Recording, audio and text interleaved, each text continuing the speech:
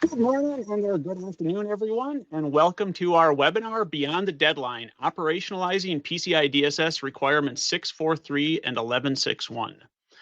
I'm sure that everyone on the call is aware that we've now moved into April, and all of those best practice requirements have now become effective. So, just because they became effective and those requirements are now required, including 643 and 1161, it doesn't mean, sadly, that there was a switch flipped and all of those requirements are now in place. And so we totally recognize that many organizations are still struggling to get all of those best practice requirements, that were best practices, in place, and 643 and 1161 tend to be some of those difficult items. And so today we're going to be talking through those, hopefully giving you some ideas of what you can be doing to get those in place and how you can maintain them going forward. To talk through this, before we dive into that, some housekeeping rules. We'll be talking here for about 60 minutes for the webinar, and we're going to have Q&A at the end, but we're also going to have a panel in the middle here. And so start tossing questions in. That's one of our big goals today, is to talk through all of the questions, try to make sure that if anyone has any questions, we're addressing those. Right now, as everyone is probably again aware, the council in the last few months has kind of tossed some confusion into the mix as far as, if you're an SAQA merchant, do you need to do these requirements or not? Do you meet the new eligibility criteria? There's a lot of confusion out there around these requirements. And so if you have questions, if you're confused as far as what you need to do to meet these requirements, we're hoping that we can give you some answers that might be able to help you with that. And lastly, we'll receive an email with a recording, so you can come back to this, take a look at it, and follow up with us as needed. To be able to talk through all this, we have a great panel today. We have myself, Kyle Hinterberg. I'm a senior manager in QSA over at LBMC. We also will have Brian Willis joining our panel. He's a shareholder here in the PCI practice at LBMC, as well as a QSA. We have John Elliott, a security advisor from Jscrambler. In just a second, he's going to be talking through operationalizing these requirements, as well as joining our panel. And last, we have Jeffrey Cleveland, who's going to be giving us a demo of the Jscrambler tool and showing us how it might be able to help merchants and service providers meet these new requirements. So for that agenda, again, we'll have John Elliott coming up in just a second, talking through how to operationalize PCI DSS. We'll jump into that expert panel. And so hopefully for the panel, you start tossing your questions in. We'll try to get those addressed. Then we'll talk through a little bit about how LBMC can help you meet, PCI DSS, how we can help you achieve compliance as a whole, but also 643.1161, how we might be able to help you there. And then Jscrambler will be giving us a demo to show how their tool can also help you meet those requirements and how it might be the solution that you need. And then lastly, if there's any questions, we'll have a last chance for any Q&A if anyone has any questions as we're going through the rest of this. And so with all of that being said, without further ado, I'll hand this over to John Elliott.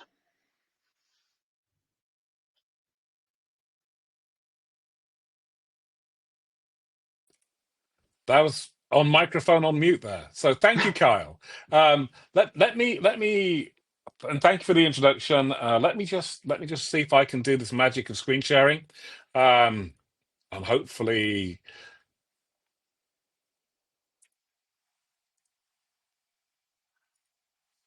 That's working. We're sharing the screen. I'm going to assume so because that's what I can see. And so, my name's John Elliott. I'm a security advisor with Jscrambler.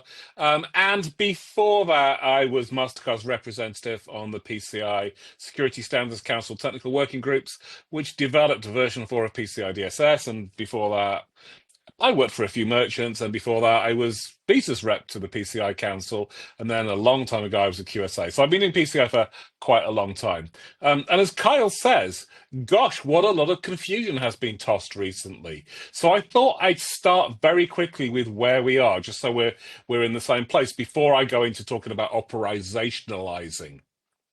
So, as we know, PCI DSS version 4 came out in April 2022, and these new requirements became mandatory in April 2025. The idea being giving a 3-year time period to implement the new requirements, which we thought was enough time for people to work out what they wanted to do, get budget, get a change window, and implement them. And so hopefully most of these requirements should be in place by now. I know there's a question like, should we have those requirements in place now or not?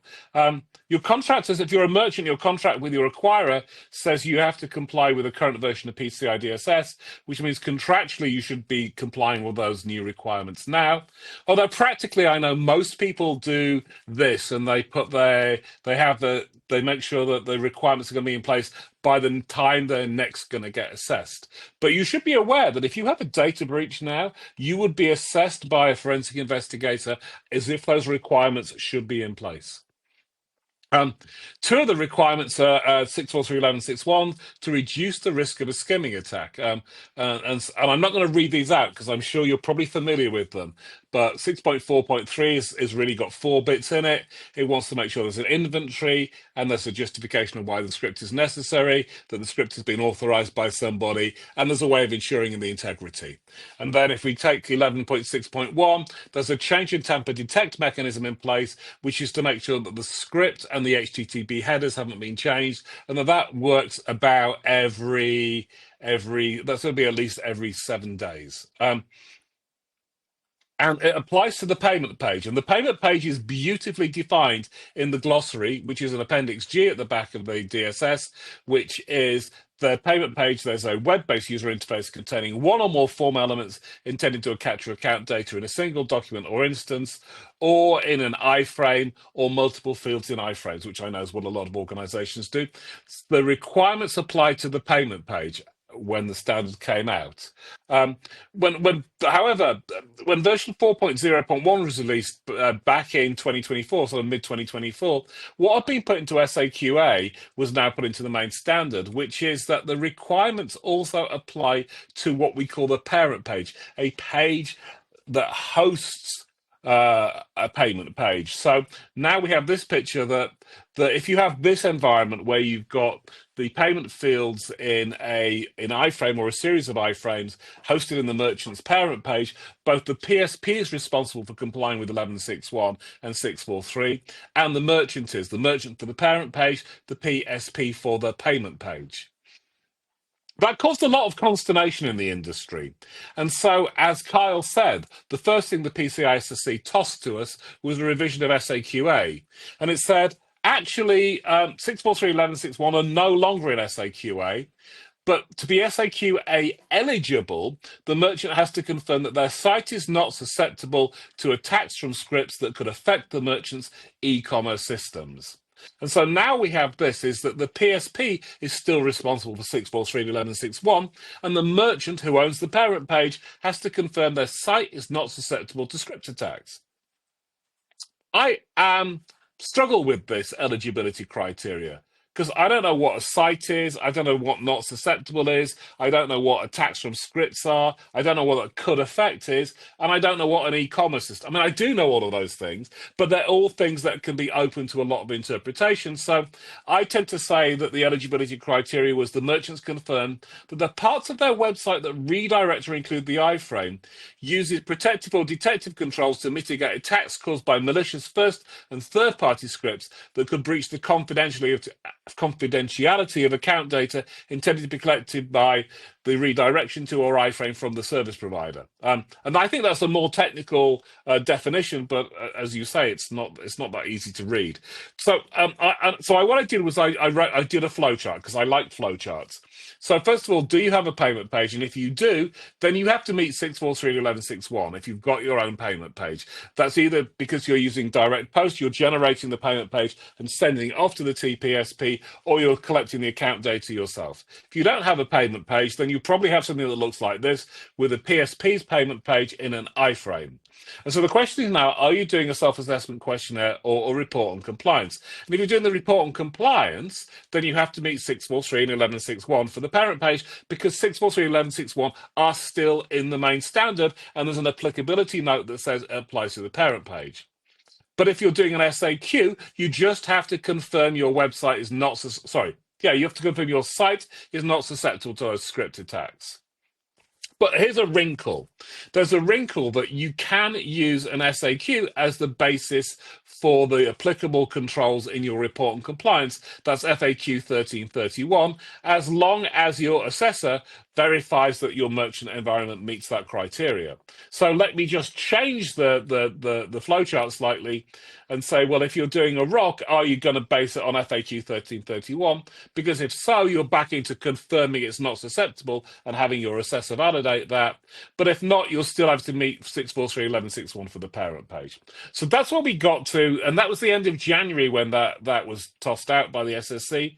And then in the end of February, well, gosh, the SSC said, you know, we didn't write that SAQ very well. So here's an FAQ, 1588. And 1588, released on February the 28th, yeah, we're not in a leap year, February the 28th, was guidance on how you can confirm the site is not susceptible to attacks from scripts that affect the merchant's e-commerce system. It's quite wordy, but basically you're allowed to confirm your site's not susceptible in one of two ways. Number one, use 643.11.6.1 or something like it. Or number two, get confirmation from your payment service provider or payment processor or PSP that if you've implemented their iframe according to their instructions, then they have techniques in place that protect the merchant's page from script attacks. So if you remember my little flowchart, I now need to change the flowchart slightly. I've just shrunk it down because I needed a bit more space. And now basically, to confirm you're not susceptible with FAQ 1588, are you going to do 643.11.6.1? And if you are, then you're back to meeting 643.11.6.1. If not, then you have to ask your PSP, you have to say, can you confirm that your script integration is not susceptible to script attacks? And if they can't, again, you're back to doing 643.11.6.1, but hopefully they can do, and if they am, again, we have a wrinkle. Are you using an SAQ or a ROC? If you're using SAQA, then you're fine. You can just go ahead and say, okay, we asked the PSP, they confirmed, we've implemented it according to their instructions, we're good. But if you're using your QSA needs to validate that you meet those eligibility criteria, and they will follow FAQ 1588, and they will do two things. They will obviously make sure that you're using SAQA, but they need to assess the eligibility criteria, and they need to record how they verify that your environment meets the eligibility criteria. And to do that, they've got a couple of ways of doing it. They certainly want to make sure that you've implemented the iframe according to the TPSP's instructions, and then they're going to have a choice, and this will depend on your assessor. And Kyle, I'm not going to put you on the spot later by asking what you're going to do. But one is that they could ask to see that evidence that the TPSP's confirmed that their solution includes techniques that protect the merchant's payment page from script attacks. Or some QSAs I know have said that what they're going to do is they want evidence that the solution includes those techniques. In other words, they're not looking for written confirmation. They're actually going to look for the fact that they're going to look technically at what the TPSP does. So that will be down to your assessor. And then finally, if there wasn't enough tossing of things out with the change to SAQA and the eligibility criteria and removing 643.11.6.1, and then FAQ 1588 to try and define what the heck they were talking about, then in March, the PCI SSC issued something called the Payment Page Security and Preventing E-Skimming Guidance for PCI DSS Requirements 643.11.6.1 as an information supplement. And it explains 643 and 11.6.1 very well. I say that because I contributed to those bits.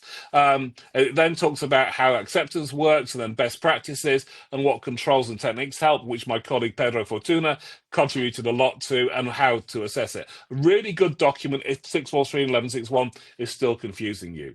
So that was like a where we are, and I thought that was pretty useful given the changes we've had over the past few months. Let's talk about some operational. I can't say this word, and I hate that we do webinars that use this long word. So let's talk about the thing that's on screen now. So 643, as we know, requires you to confirm that each script's authorized, that there's a justification, that there's an inventory, and that you're assuring the integrity of it. And the problem with 643 is this.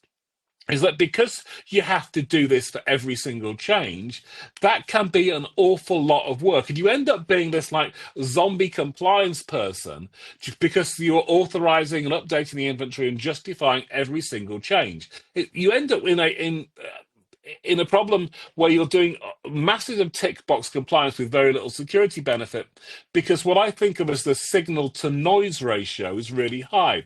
There's a lot of noise with actual normal changes to JavaScript, but you're missing any signal there, which might be a malicious change. Because, you have to do this when a new script's added to the page and when a script changes. And when a script changes, the questions you have are, is it still authorized? Is the integrity ensured? Is the inventory correct? Is the justification correct? I mean, because the question you're really saying, is this the same script that's had a minor change, like there's been a comment or a name of a variable change, or is it a same script that's doing more things than it used to do? And really, if I look at operational challenges, I really think that what we need to think about is like, how many different scripts do you have, and how many of them are first-party scripts, i.e. from domains you control, and how many are third-party scripts from domains that you don't control, like Google Tag Manager, for example. Yeah, and so I tend to sort of think, there are three really different scenarios for an organization. One is where you've got all first-party scripts. One is where we've got a mix of first and third-party scripts, and one is where you've got mostly third-party scripts. And as you will see, as the number of scripts increases, the operational challenges increase, and they increase more the more third-party scripts you have than first-party scripts. And so one of the things to do is to work out what sort of organization you are, because this change of first-party and third-party scripts is where it's really important. And what we tend to find is for new first-party scripts, organizations do this pretty well. You can follow your existing change control. And if you have a good CI/CD pipeline, if when scripts, first-party scripts, your own scripts change, that it goes through Jira and it goes through your change management, you can tend to do first-party scripts pretty well if you have good change control. It's variable for third-party scripts. So depending who adds third-party scripts to a website depends on how easy it is for you to manage. For example, if there's only one person and they're in development and they follow a CI/CD pipeline for third-party scripts, even adding new scripts can be okay. But if there's lots of people doing it, like marketing and digital teams, then it can be quite complicated. And then finally, when third-party scripts change, because you're not part of that third party's change control process, that can have large amounts of operational impact. And one of the problems is that this authorization, inventory, justification, and necessity, you might look at that and say, well, I'm going backwards. Why is that? Why is that in the standard? And we put it in there because it was a lot of compliance busy work, but we found a lot of breaches that people just didn't understand how much or what JavaScript they had on their payment pages. And so one of the aims was for people to indeed let people show the PCI DSS who is boss by getting around this, by just getting rid of JavaScript from the payment page. And to be honest, that was the intention when we wrote it, that you said, let's not do this compliance busy work, let's get rid of the third-party JavaScript. If you don't do, and so what options do you have when you want to do that? And to manage or operationalize and stop having operational problems, there are three really. Number one, we've seen a lot of organizations do is restructure their website so their payments goes out of a separate domain. So if your website is website.mydomain.com, you'll create a separate payments website like payments.mydomain.com, and then you can really strictly control how much script is on that. The second thing is to remove all third-party JavaScript from the payment page, not from the whole website, just from the payment page. And that's a really easy way, because now you're just managing first-party script, which is easy. Or the third way, sorry, I should say, when we wrote these requirements, when I was part of the working group, we assumed that most people would do the first two things. We didn't assume that people would just change nothing and you want to use tools to manage what there is. But it's turned out, practically now, having spent 3 years working with clients on this, that a lot of people want to do this. They want to just change nothing and manage what there is. And we'll talk about how you can do that in a minute. So if you've just managed to get down to first-party script by changing your website, so you've just got first-party script, you've either restructured it or you've removed all third-party script, you can use content security policy with nonces to meet the requirement 1161 and 643 really easily. And so this is you. If you've got a few first-party scripts, you can do this. But if you're in change nothing and manage what you've got, then you're going to have operational challenges if you've got a mix of first and third party scripts or lots of third party scripts. And I am going to give you some tips in the next 5 minutes of how to lower the operational bar here. And the one thing I want to focus on is to make sure you read the requirement really carefully and not what you think the requirement says or not what anyone tells you the requirement says. When we write these requirements, we spend a lot of time picking the words. I mean, sometimes I've spent 3 hours on a call on 2 paragraphs of the standard to make sure we get the right words and that they can't be misinterpreted. And so for authorization, it says a method is implemented to confirm that each script is authorized.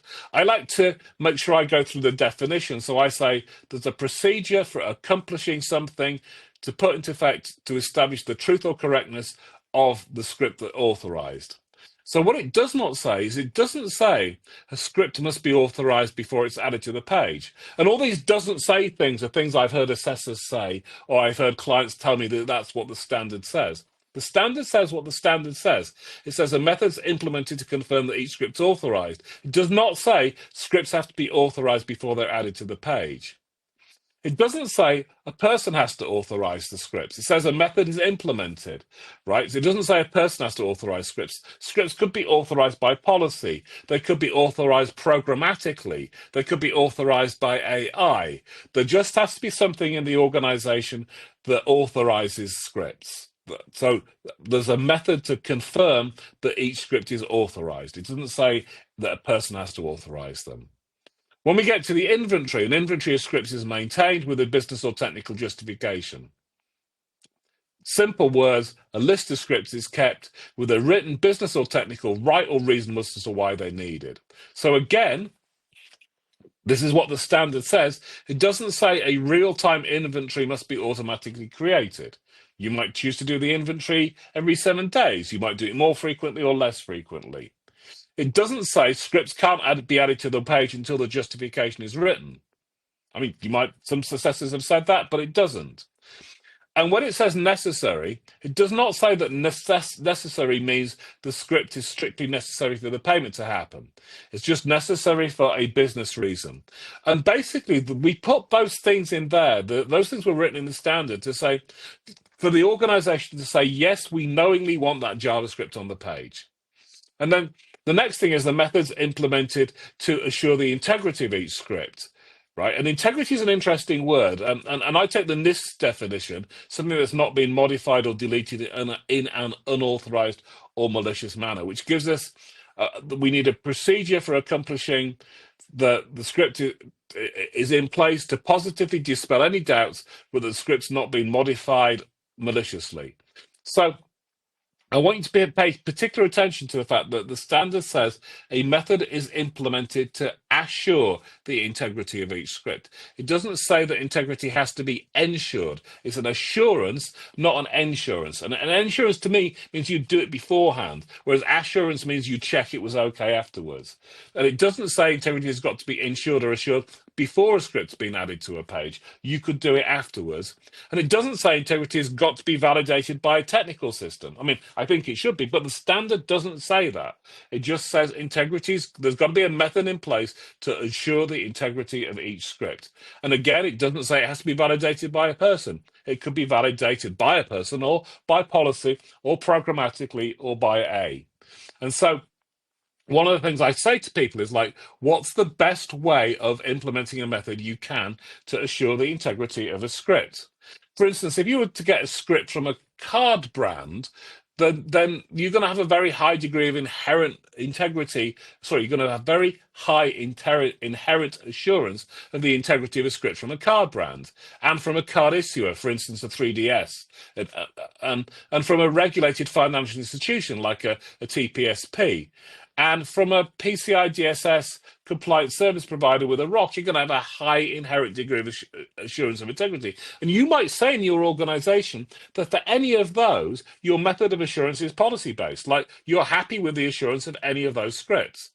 But what about from Google, Facebook, Amazon? You might have a reasonable degree of assurance, but it comes from a trusted content delivery network, you might have a reasonable degree of assurance. And if it comes from a TPSP and they haven't got PCI DSS compliance, but they've got a 27001 or a SOC.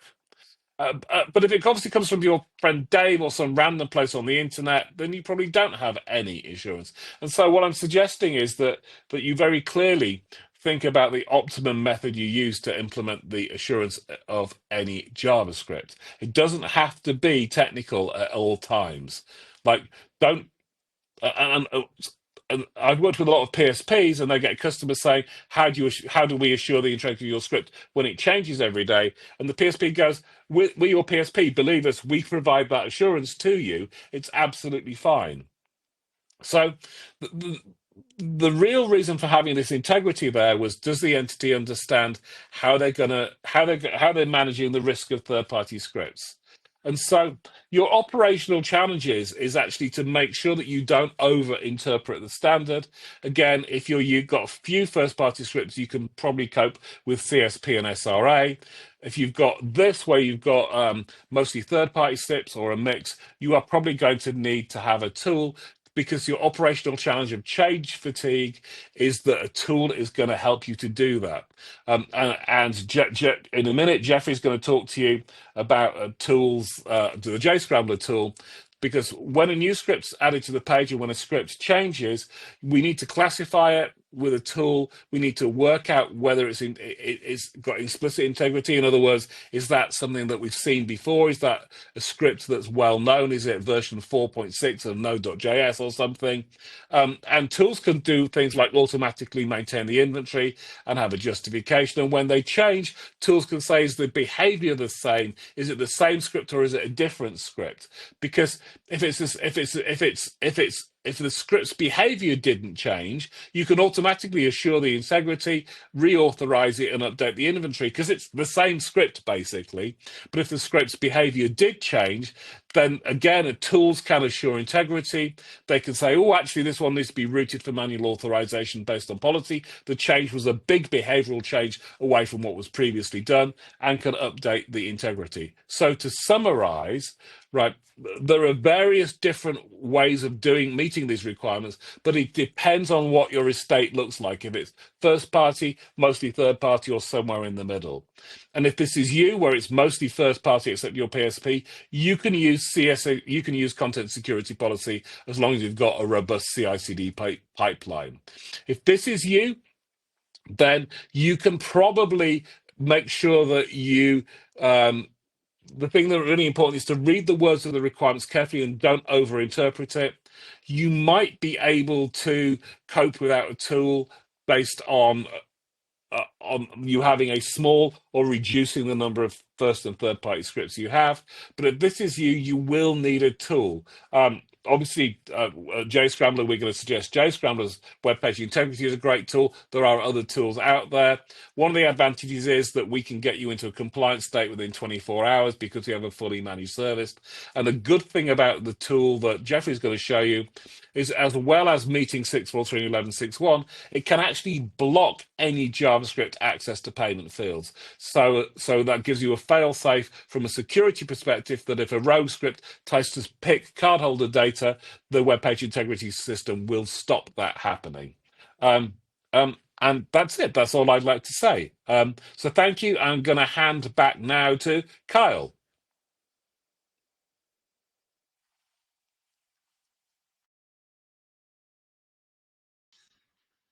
Well, thank you very much, John, for that. I have to say that was a much better explanation of what you need to do to meet these requirements than really anything, I guess, so far I've seen come from the council. So I think that was awesome. And I have to say too, when you were going through and laying out that diagram, I started to get a little bit of that feeling of that meme with the guy with all the pins and the red strings going back and forth, which isn't necessarily a good thing when you have to get to that level just to understand if you need to comply with a requirement without even getting to the point of how do I need to comply with this requirement? Just to determine if you need to do that, you need to have all your red string and your pins to determine, oh yeah, I need to do 643, and now I actually have to do it. But yeah, so that was excellent. Now we'll jump into our panel here. We'll be having John come back, and we'll also be joined by Brian. So far we have some questions coming in, but if you have more questions for us to talk through, definitely start posting them into the question box.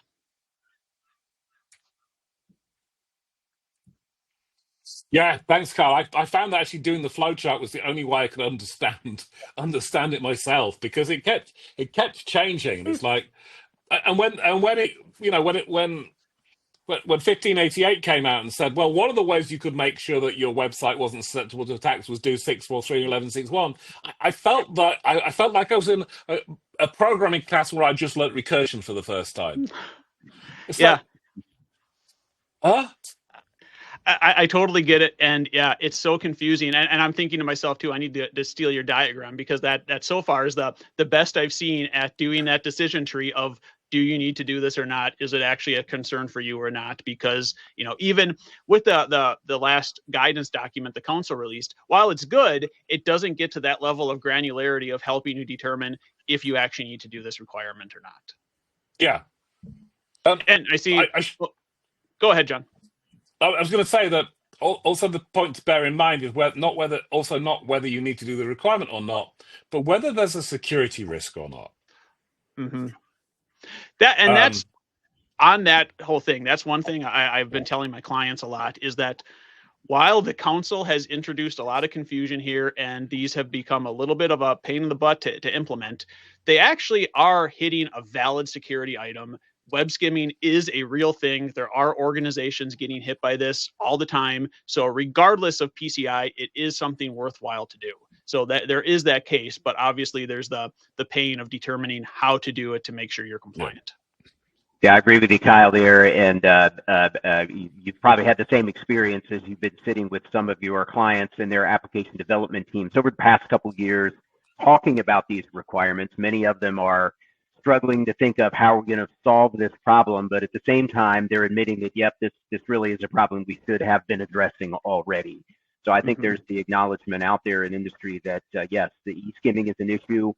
We probably should have been paying closer attention to it, but I think because of the solutions that are being recommended, suggested, everybody's realizing that it's not an easy problem to tackle. And, you know, it's one of those situations where, you know, a security framework is kind of having to drag industry along and just say, you know, hey, everybody, we really need to be protecting against this. And, you know, you're going to have to do it sooner or later. Well, now's the time. Yeah, absolutely. I've specifically had that conversation with an SAQA client who was like, you know, we're trying to determine if we need to do this or not. And ultimately their CISO just said, we're just going to do it. We're going to meet 643.1161. We're just going to be confident in it and know that we're doing the right thing from a security standpoint. And then we don't need to worry about PCI because we know we're covered. And really, you know, that's one of the things that I a little bit struggle with that FAQ, as far as the eligibility criteria for meeting for SAQA, because if I, as a QSA, tell someone that their method similar to 643.1161 is good enough, you know, while I hope them to be my client forever, they might go to another QSA, and then is that QSA going to determine that whatever method I said was good enough is still good enough? And so I think that's where it's a struggle for merchants, that if they're doing something less than 643.1161, is it going to be good enough in the eyes of any given QSA? Yeah, this is I spent a lot of time writing security standards, as you probably guessed, both at MasterCard and Visa, and I have a legal background, and I like the fact that a requirement in PCI DSS is fairly clear. It says what you need to do, and it's fairly clear. It says what those you as a QSA need to do to see if somebody's done it. In other words, it's pretty objective, right? Whereas the eligibility criteria suddenly becomes horrendously subjective, right? It's very bad. I mean, I'll be really honest. It's really badly written. Like if somebody wrote it in a hurry on a windy day when they wanted to go and pick the kids up from school, and they had a board meeting the next morning that they hadn't. I mean, it looks like something. It looks like terrible homework. And so now you have something that's really hard to understand because it says the word site, which the council has never used before. It says the words not susceptible. It says not to attacks, but it doesn't say what the attack could be. It doesn't mean now you and I know it means confidentiality of cardholder data, but it doesn't say that. So it doesn't say all the things that we should probably say. And so we've got something now that's very, and then you say, well, oh yeah, it's not. Well, how does a QSA validate that? There's no testing procedure. And so we've gone from something that's incredibly objective to something that's incredibly subjective. And I think that's a really bad thing for a standard that the whole world that takes payments has to comply with. That's my philosophical rant about you shouldn't put things like that in an eligibility criteria. Yeah, John, I'd agree with you with that. And one of the things I thought was very valuable with your slides was the granularity that you took, or really more of a high-level approach at the definitions of the terms that are in the requirement. I really appreciate that. That's something that Kyle and I do with our clients. I'm sure every QSA does that, is have that back and forth with each other, with our own teams as well as our clients, to define the terms, understand what they mean. And totally agree with you and appreciate your perspective on that with it, which is it says what it says. And one of the things we've been advising is don't overthink it. What is it asking you to do? Are you able to do that? And I think it was on one of your slides, it's kind of just a note at the bottom of the slide. It was just simply, hey, the point is everything on the site what we intend to be there? And when you can kind of boil it down, make it very simple, take a very simple approach at it, and then you start to see some light bulbs go off and say, oh, okay, that, it really is that simple, that, that we don't have to overthink it. Once we start thinking about, well, we've got to get tools involved, and now we've got all of these different elements, and how do we do it? It's, again, just simplify it. And that's essentially what you're going to want to prove to your assessor, is that, yes, we can meet those words. We can, all those little elements of the requirements, we can do that. And I definitely agree with you that, I like the objective approach and the definitions there, but then now to provide subjective evidence about providing some sort of attestation or confirmation of some sort. Okay, now there is a prescriptive requirement there that we're accustomed to those as QSAs, but it does provide, again, it throws that into the mix and can cause some confusion. Yeah, that's great. We have a question in chat from Rajat, which is how do service providers deal with this? And that's a really great question, because if you're a service provider, of course, you've got merchants coming to you saying, can you confirm that you use techniques that means your iframe is not susceptible to script attacks? And the answer I give to my service provider clients is, go and talk to your lawyers, because frankly, like, how do you want to give that confirmation? Because some service providers will say, no, we're not going to make any confirmation like this. And others will quite happily do it. So the first thing is to go and talk to your lawyers about what confirmation you want to do. The second thing is actually to make sure if you've got an iframe implementation, that it isn't susceptible to the very common types of attacks. And there are two attacks that most service providers, I have to be really careful, are in danger of being susceptible to. There we go. The first is, can I overlay an iframe on top of your iframe, collect the cardholder data, but then still post it back to your API? So the transaction happens as normal. The customer doesn't notice anything happening, so they still get their goods or services. The merchant still gets the money, and the criminal gets the cardholder data. Now, this is the standard, what we call a silent skimming attack, which the iframe is supposed to break because script running in the parent page can't access the payment fields in the iframe because of cross-origin protection.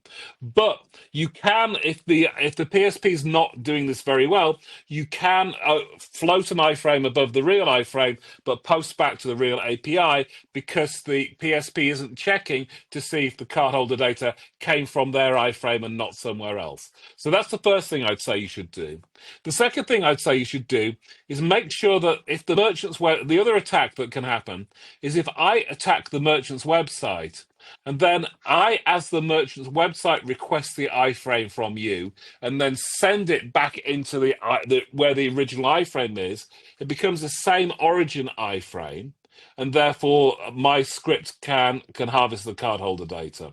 So I would make sure that, again, if you have and this we go beyond this webinar, but you have you've threat modeled those two attacks and have put in place the things that you need to do to stop those two attacks occurring. So that would be my first two things. Then my third thing is, like, how can you guarantee the integrity of your script? Now, I'm going to take a slightly off a technical hat and put a sales hat on, for which I'm going to temporarily apologize. Jscrambler has a product called Cold Integrity and a product called iframe Integrity that actually is designed for payment service providers to provide guarantees that of the integrity of your script. And I'll take that hat back off now. One other thing too, just as a quick mention as far as service providers go, is the whole discussion about the eligibility criteria and all of that, none of that is going to be relevant to the service provider directly. And this is something that has, been kind of an issue for many years, is service providers that are trying to meet their compliance objectives by completing an SAQ. They think, hey, I follow the SAQA style payment flow. I don't, as the service provider, actually touch payments. I can complete an SAQA, but that isn't allowed. Only merchants can use the SAQA or even the AEP. If you're a service provider, you're stuck into either the SAQD for service providers or a ROC. And obviously, if you do have an SAQA style flow, even though you're a service provider, you can likely use that SAQA as a starter point for which requirements are going to be valid, but there's still all of the service provider only requirements and likely a number of other requirements that are still applicable. The council will say they all need to be considered and addressed. That doesn't mean that they're all necessarily applicable. But when it gets down to that eligibility criteria, since you can't do the SAQA to begin with, you can't consider that if you are a service provider doing any sort of a SAQA flow. 643 and 1161, I think, are always going to be relevant as far as you're concerned. Guys, I think one of the things that this question brings to light, and one of the things that troubles me about all of this, is now this new expectation in a way that third-party service providers are going to have to provide some sort of confirmation. Well, what format does this confirmation take? To your point, John, legal will be involved. As we know, service providers aren't in the business of complying on behalf, at least that's not their primary objective anyway, complying on the behalf of their clients. So as assessors, what are our expectations going to be in terms of providing that confirmation? What format does it take on? What's the language in that confirmation do we need? And I like the content that you had, John, that in addition to the confirmation, am I going to have to see that they are compliant? It's not enough to give me a statement. I want to see screenshots of the code or whatever it is to validate that, yes, they really are. When they say they're meeting it, I've got confirmation that they do. I'm going to make a prediction that just as in we've seen the council add a requirement for service providers that they must provide confirmation on the requirements that they're meeting on behalf of their clients, we may see something similar for this, to where the council is eventually going to have to stipulate for service providers that they must provide that on request, and maybe even some additional guidance or FAQs on how that confirmation has to be presented. I'm just seeing a question come through, and it's kind of an interesting one. How does this requirement apply to a service provider that's displaying a card number within its application via the iframe? So I'm thinking that you're not necessarily taking a payment, but you can see the payment information. And so that could potentially, it's going to depend, I think, on if someone is entering a credit card or not, because that's generally where someone is going to skim the information, is by entering it. If it's just going to be a display, I'm not sure that the payment page requirements would fully apply there. And I don't know, John, what your thoughts would be as far as that goes.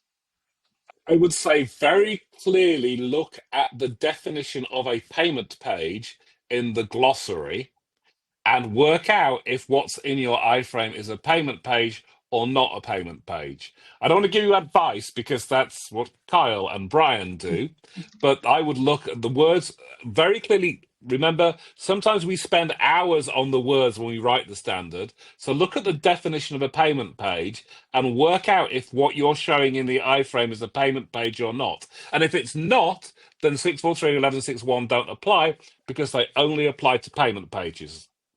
And just on that, just to confirm, I just quickly pulled up the definition, and the payment page says that, all the information, but the page is intended to capture account data from a consumer.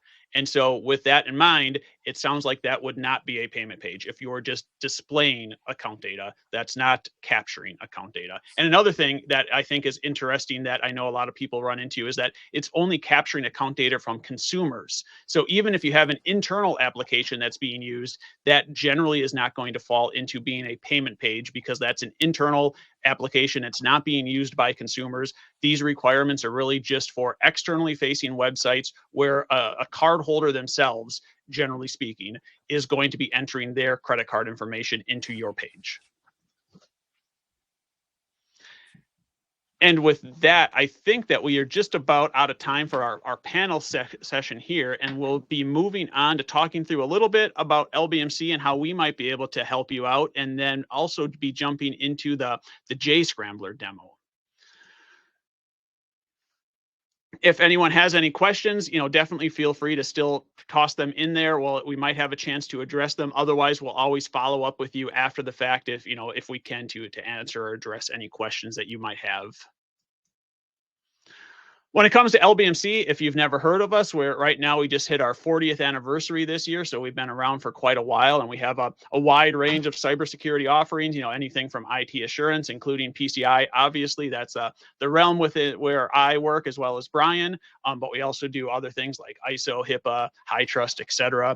But even outside of assurance, we have technical security, be it pen testing or consulting over for risk assessments, business impact analysis, really anything you could need or imagine from a cybersecurity offering standpoint, we likely can do it for you. So if you ever need any help with any of that, definitely reach out.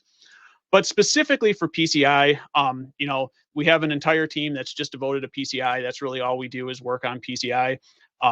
And if you're still trying to figure out 4.0, if you need a gap assessment to figure out, hey, we have these new best practice requirements, they're no longer best practices, we need to actually figure this out. We have our assessment coming up in 3 months. Reach out to us. We likely can help you work through that, figure out paths forward to make sure you can become compliant and stay compliant. And outside of just direct PCI services, we have everything that you generally will need to support a compliant environment, be it penetration testing, web app security testing, very well could help you with 643.1161 as needed there, ASV scanning, all of that. So any of those areas that you need assistance from PCI, we can likely cover it. And even beyond just PCI and security, we have a wide range of advisory services, business intelligence, transaction advisory, litigation and valuation, basically full services advisory firm. Anything that you could imagine or need, we probably do it. Just reach out and we'd be more than happy to help. But with that, I will turn it on over to Jeffrey, who is going to be walking us through a quick demonstration of the Jscrambler tool, showing how it can help us meet 643.1161. Yeah, thanks, Kyle. So I want to share just a couple pieces here around how Webpage Integrity, which is our solution that really protects web pages as a whole, but also houses our PCI compliance module, how it functions. And I want to talk about how we deploy Webpage Integrity first. Webpage Integrity is primarily deployed through what we would call our agent deployment, but we do also offer a agentless version, which is what you'll see pictured here in the top, where we reach out, grab that payment page, use that version of that payment page to understand what script is making up that page, what those scripts are doing in that page, how they function, where they're coming from, and report all that information back to our core services to generate that information on the dashboard. And then the agent-based model, where we actually provide you with a single line of a single line tag that you include in any payment pages, which allows a JavaScript agent to come into that page and examine what's happening, collect that information, and bring it back into our web page integrity services. That agent, very easy to install. The only thing to do is to include that single line. No need for you to change around things like proxies or do any kind of CDN or WAF configuration. No configuration on the web server itself, just in the code of the page. And once that's done, that agent's able to report that information back, and through the dashboard, we can see the rest of the information that's reporting. Whichever model you go with, they both meet the 643 and 1161 standards. Both will help you with both of those requirements. But of course, we do have a little bit more control through the agent, which I'll make a point in the dashboard to show how that's different. But with either implementation, the flows, the approvals, and authorizations all function the same, and we'll take a look at those over there in the dashboard. The last thing to mention here is that through either of these deployment methods, there's no additional infrastructure for you to take care of or for you to need to monitor the compliance of. We'll be able to take care of all that infrastructure under our own compliance, right? So these are compliance services being provided. So let me jump over to the dashboard really quick. And over here, I will go through the process for managing both 643 and 1161. Log back in here in a real quick manner here, just to give you an idea of how that functions. So one thing that we do to help reduce the overall number of alerts and approvals that you receive is group JavaScript into what we call vendor services. These vendor services, you'll see I've got a few here: Google Tag Manager, Facebook Pixel, Stripe and Full Story, are made up of all of the scripts that those vendor services are putting into the page. Even if that represents dynamically generated script, script that might be different based on location, the geography of the client. Maybe they're inside of a GDPR compliant region or outside of that, and there may be different versions of scripts for that purpose. But all of those will be grouped automatically into the appropriate vendor service. And once that's done, we can manage that authorization at the vendor service level, and then Web Page Integrity will carry that down into the per script level. So here, Stripe is an example. You'll see here flagged with needs review. This is Web Page Integrity saying that we should provide some kind of authorization for Stripe. And if we go through and take a look at their details, and then on their history pane, we'll see that that's because they've just been detected in the page, right? They have no prior authorization. There's nothing, Web Page Integrity has not seen this on this site before, and so is bringing that up in this needs review status. Now, for us to decide what level we want to authorize Stripe to, we have the behaviors that are collected. These behaviors represent what the script that Stripe is putting in the page, what those scripts want to do in the page or are currently doing in this case. And this will be across all sessions that are observed. So the sessions that either the agentless model will examine periodically or in every single client session in the agent-based model. But on this site, pretty benign, right? Stripe wants to transfer data to their own domain. They want to place an iframe into the page where the source domain, again, is coming from their own stripe.com domain. And they want to access some form data when this page collects the data in a form on the page instead. All of this makes plenty of sense, right? Stripe's card processor, they need to get their hands on the card data in order to process it. They're doing that in two different ways here, but all of this makes lots of sense for how they're behaving and where they're sending the data. And so when we go back, it makes it easy for us to go through and authorize this particular service.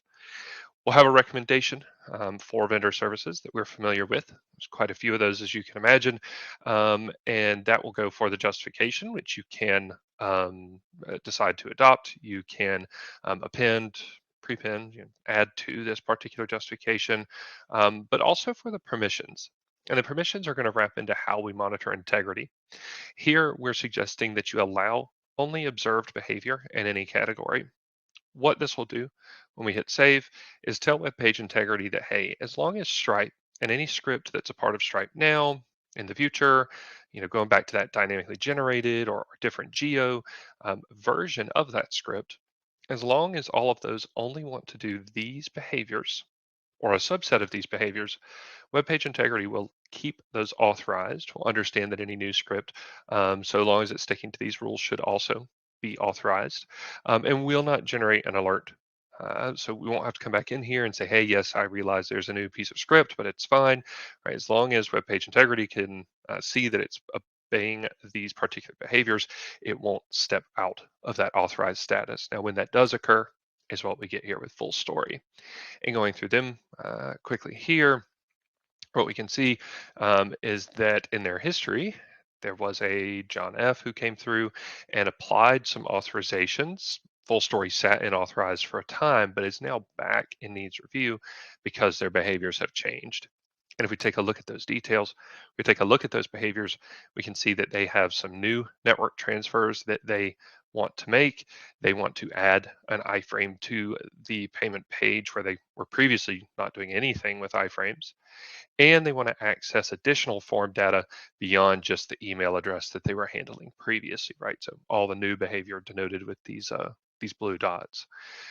This, of course, represents at least some kind of misconfiguration, but for the time we have here today, I'll tell you that this is a skimmer. You've probably seen the potential skimmer alert that has shown in here as well, that tries to inject an iframe into the page to skim the data, and when it can't inject the frame, it tries to read the payment form directly.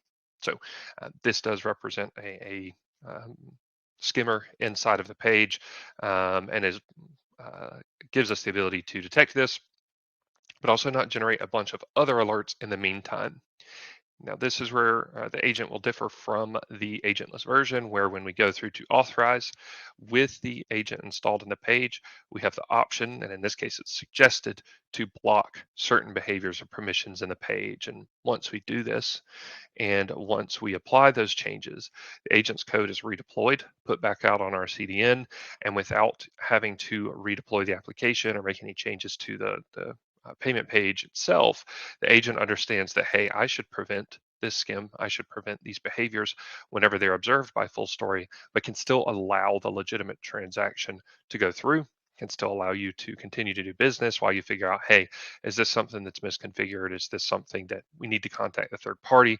Can web dev handle this? Do we need to talk to marketing to take this out of a tag manager in order to affect a permanent fix? But in the meantime, we don't have to make that decision between, do we save our client's data or do we stop taking transactions, right? Another piece to quickly show is around the management of HTTP headers, where we simply collect those and allow you to baseline them by reviewing a particular header and either approving, right, so authorizing or discarding a header. Once a header is authorized, as long as we continue to see that same value, we won't generate an alert that requires you to come back in and to take a look and either reauthorize or what have you. We'll keep that in that authorized status and only alert you when there's a change. This means that for web page integrity, there's only 3 types of alerts that we will generate for compliance purposes: the change in an HTTP header that we just took a look at, a change in a vendor's behavior, what we saw with full story, or a new vendor on the page, what we saw with Stripe. So outside of those 3 occurrences, you're not receiving any other alerts that you need to manage for the payment pages that you're monitoring. Of course, we've got a dashboard as well that shows your progress and the configuration status either to a QSA or to whomever is managing the tool, just to show you that, hey, we are receiving data. We've got everything here for you to download as well for evidence for an assessment if you have a QSA who wants to take a look at specific occurrences during that assessment. Kind of a quick little tour through there. That's all I've got for today. There's, of course, a lot more to take a look at and what happens when there is a skimmer and we have the ability to intervene. But I think for the time today, that's a pretty good taste. Yeah, thank you very much, Jeffrey. That was awesome. Definitely a good tool.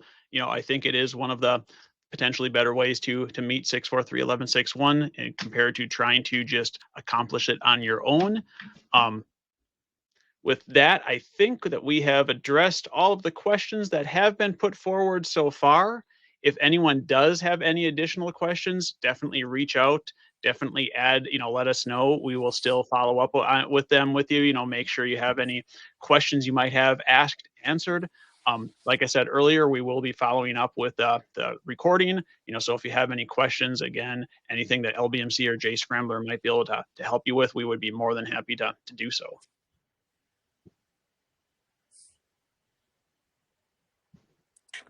Very much. I was just checking. I saw something coming through, but it wasn't a question. Just to thank you. And from me, I'd like to say thank you to for Jeffrey for walking us through that, but also over to John and Brian for the expert information as far as talking through everything. I think it was an excellent conversation. Cool. Thank Likewise, you. Kyle. Thanks, everybody. Great collaborating with you today. Yeah. Thanks for moderating, Kyle. Thank you.